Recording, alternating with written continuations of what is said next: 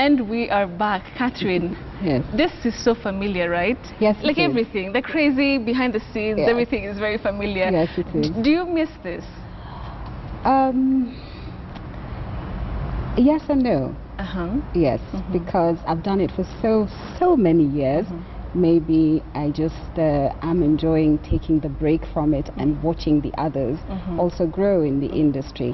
But it's something that is very dear to me, and I enjoy doing, you know, I enjoy doing. You enjoy doing. And would you ever come back? If, say, KTN today said, hey, Catherine, please come back and, you know, be part of our team, would you ever go back? Well, in the media industry, I don't really think one would say no. Broadcasters really never retire as long as you have a voice. And you know, you can walk. You can walk and talk. I strongly believe that, you know, it's a calling. So you never really retire from it. You never retire. No. It's interesting that you say that, but before even we get deeper into this conversation, I want to take you back. Yes. What they call a throwback, so to speak. Okay. On the days that you used to anchor news, and you were, I mean, fantastic. So I'll just ask my director Joanne to just roll that clip for us. Let's watch this.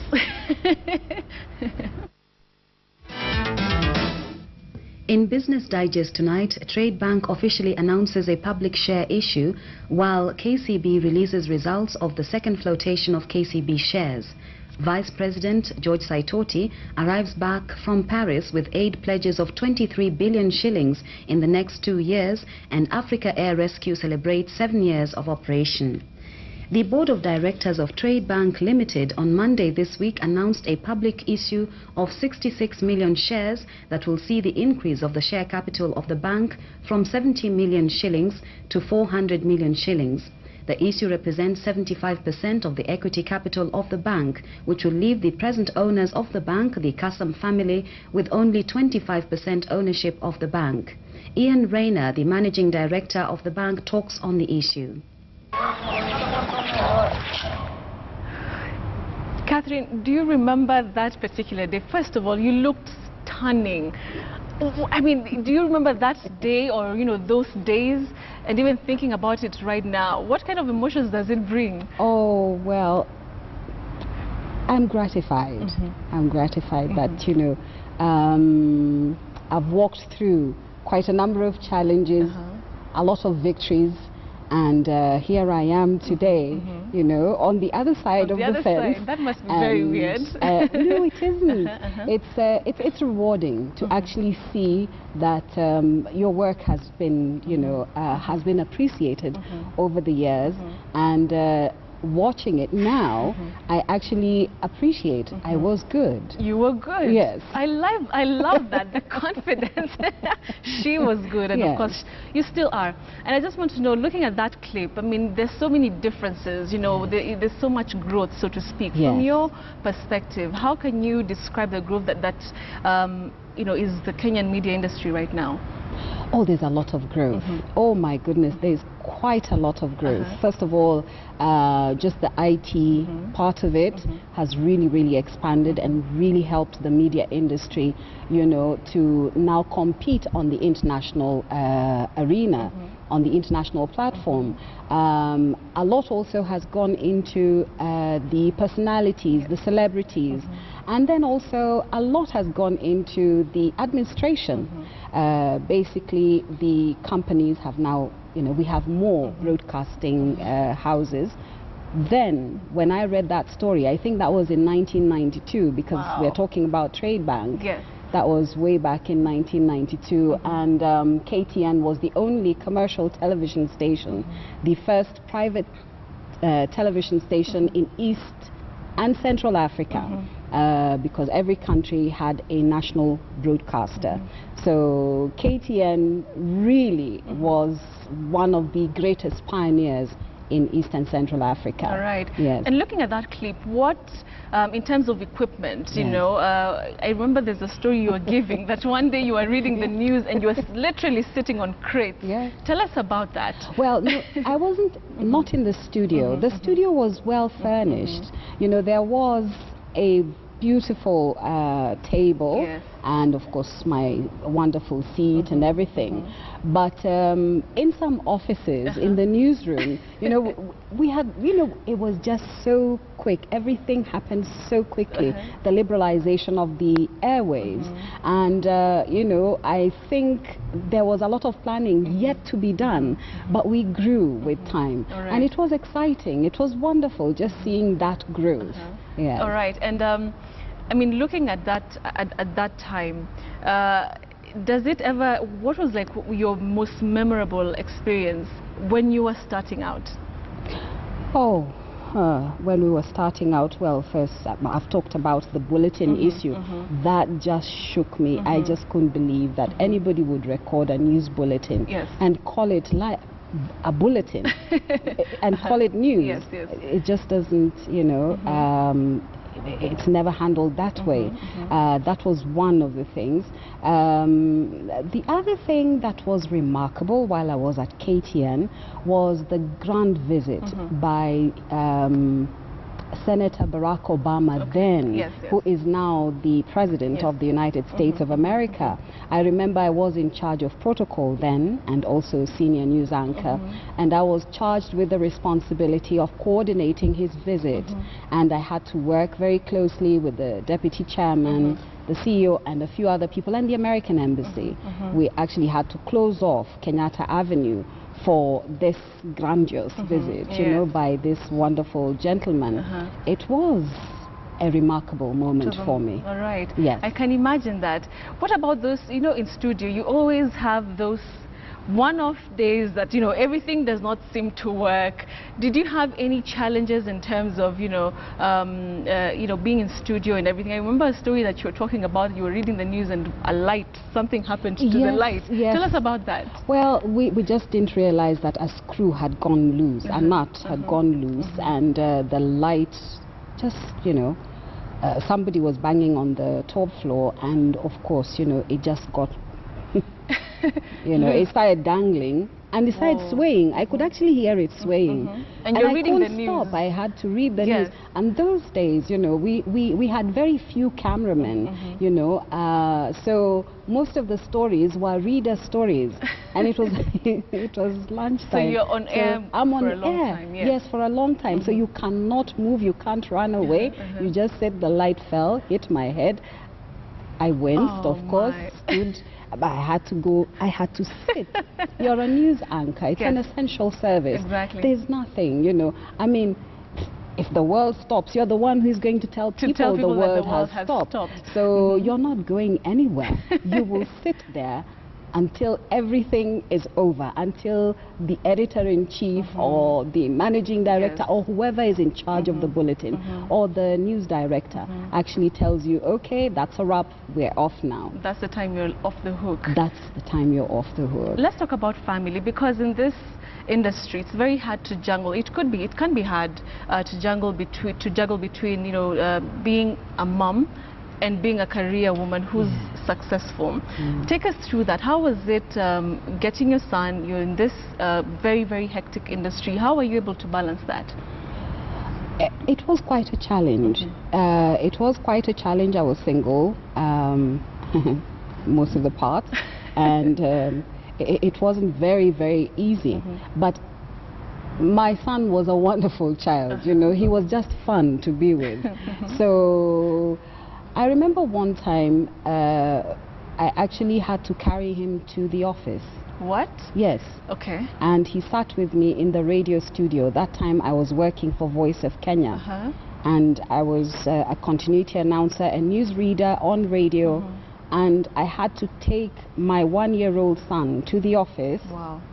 And I told him to sit down and shush, keep quiet. because I did not have, my maid, I think she was expecting, so she had to go and give birth, and that was like, I think it was a premature. Wow. So it was so unexpected. Right.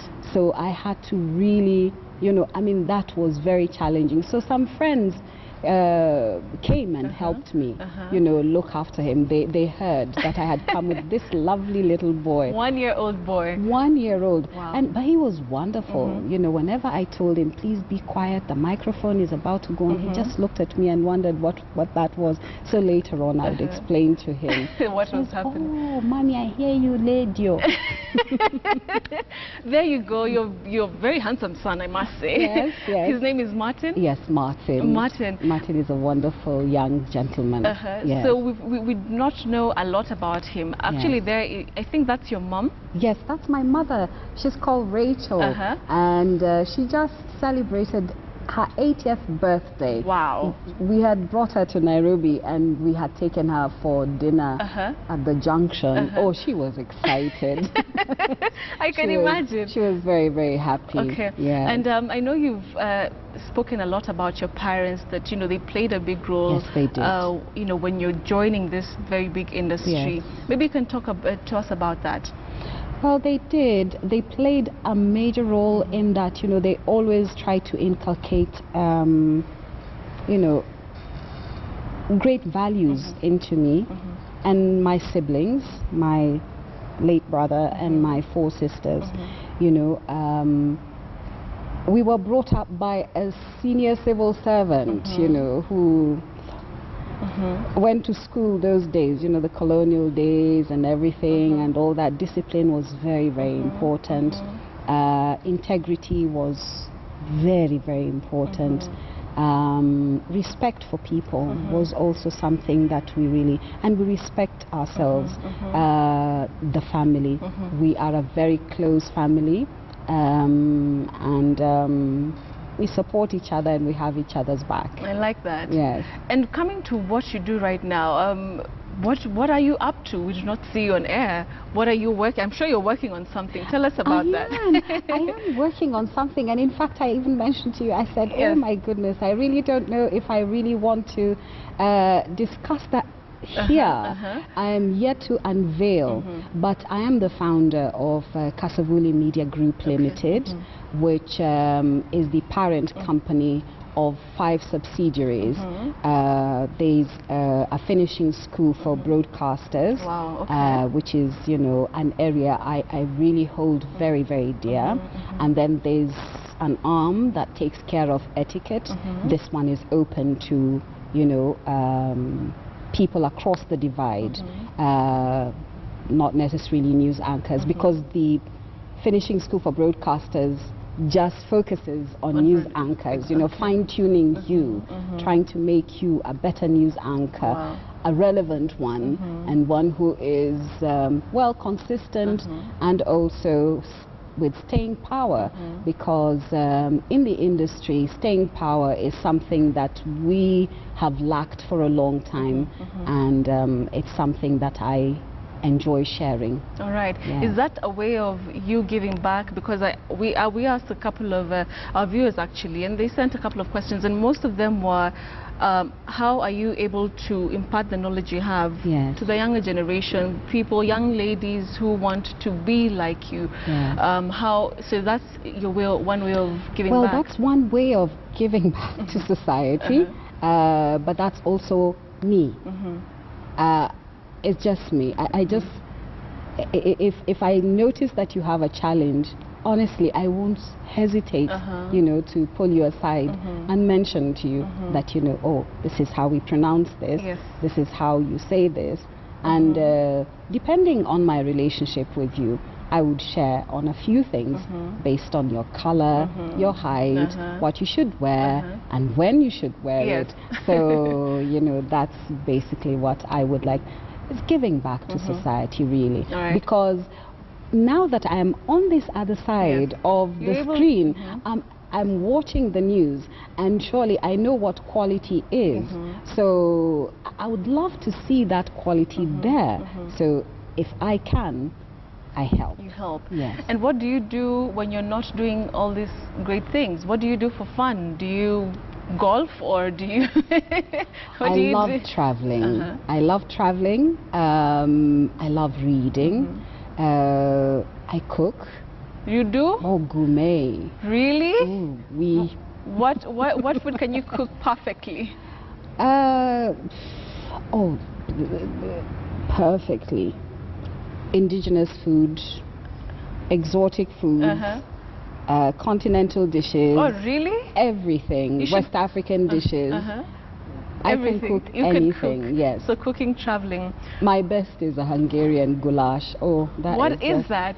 Well, it's just beef, very nicely done with black pepper and very nice, beef stock and onions, tomatoes, garlic, lots of nice spices.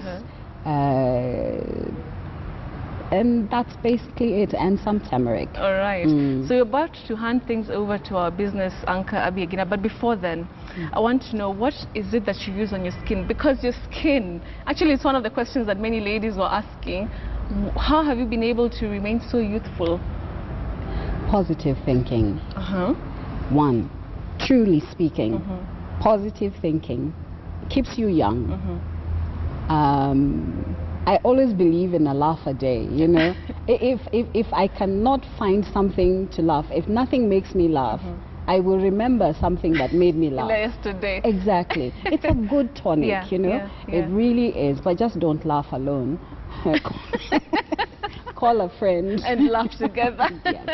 All right, I like that. Yeah. So we'll get to know a lot about, Cathrine, and of course I'm going to go sample a bit of the questions that you've sent in. But for now, Cathrine, I want you to look into camera 2 and hand things over to our business anchor, Abi Agina. I know this sounds very familiar. The business anchor? Yes. Okay. Abi Agina. Okay. We've just been talking to Betty, and we're now handing over to our business segment. Stay with us. This is KTN Prime. Hi there, Cathrine. Hi, how are you? Very fine indeed. It's actually an honor to actually get to be with you on air. You're one of the people that I actually looked up to when I was growing up, and I just have one question for you. Yes.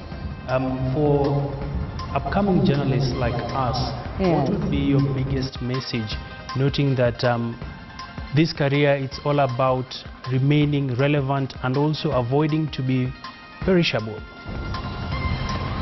Well, one thing I would say is integrity. That's one thing that we really must all have, and embrace. Another thing is, don't oversaturate yourself. Okay? And the last thing is, believe in yourself, believe in what you can do, and work on yourself. Wow, very interesting there. Well, we have quite a lot lined up for you on business, coming more after the break.